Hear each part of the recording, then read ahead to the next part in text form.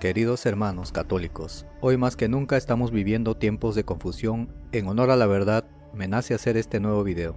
El otro día un candidato a la presidencia de la Argentina, en una entrevista de televisión, insultó al Papa Francisco y dijo que el Papa de Roma era el anticristo.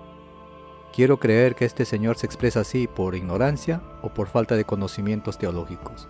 Es un pecado muy grave esta acusación, hermanos, porque el señor Milei, al ser un personaje público con miles de seguidores, lamentablemente los llevará al error y a la confusión. Este tipo de cuentos chinos, hermanos, de que el Papa es el anticristo, el 666, solo lo puede creer un católico despistado.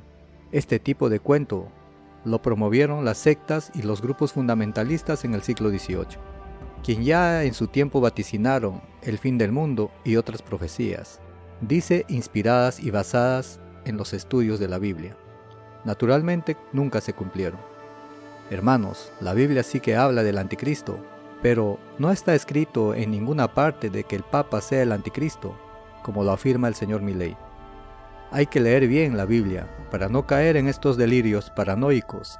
Hay gente a la que le gusta hablar del anticristo, incluso católicos de misa diaria.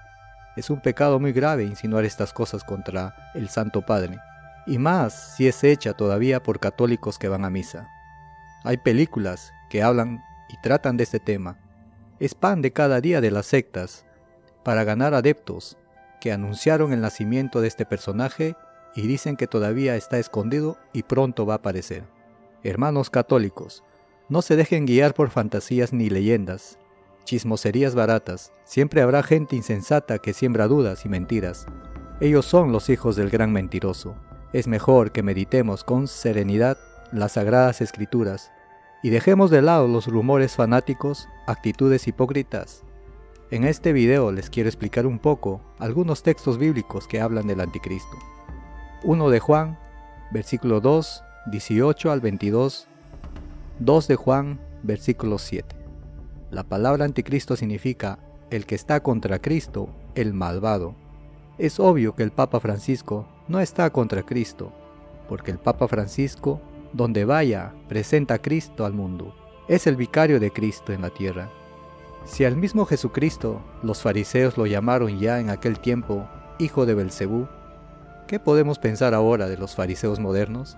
Otros textos nos hablan del hombre de pecado, el rebelde, el sin ley. Todas estas expresiones indican más o menos lo mismo que anticristo.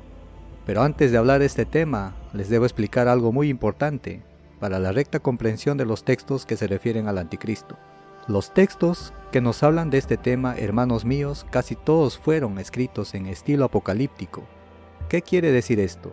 Esa manera de escribir era muy común en aquel tiempo. Existen muchos libros escritos así, como revelaciones misteriosas. Era una forma de aclarar los acontecimientos de entonces y del fin del tiempo. Esto lo expresaban con visiones ficticias, con imágenes fantásticas, y era un juego para los lectores reconocer su propia realidad. Generalmente son textos difíciles de comprender, porque el lector de hoy, igual que el de antes, debe buscar el significado profundo que está detrás de estas imágenes. Por supuesto que no podemos tomar estas imágenes y visiones al pie de la letra, ni acusar ni difamar a nadie con estos temas tan delicados, por amor al prójimo.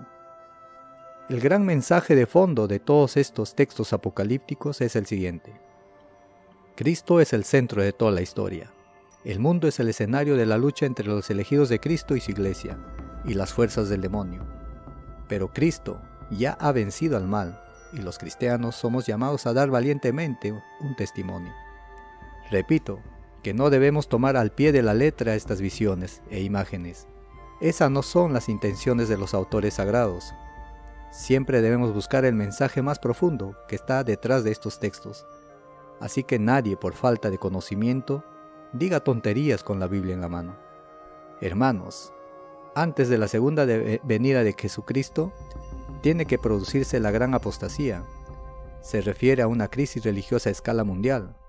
Entonces aparecerá el hombre de pecado, el instrumento de las fuerzas de perdición, el rebelde, el que ha de levantarse contra todo lo que se llama Dios o merece respeto, llegando hasta ponerse en el trono de Dios, haciéndose pasar por Dios. Al presentarse éste sin ley, con el poder de Satanás, hará milagrosas señales, prodigios, al servicio de la mentira, y usará los engaños de la maldad en prejuicio de aquellos hombres que han de perderse. En este texto el apóstol Pablo habla del hombre de pecado, el rebelde, en el mismo sentido que Juan habla del anticristo. Es la misma figura misteriosa que representa la maldad en el mundo. Todas estas visiones nos hablan de Cristo resucitado que triunfa sobre las fuerzas del demonio y del anticristo.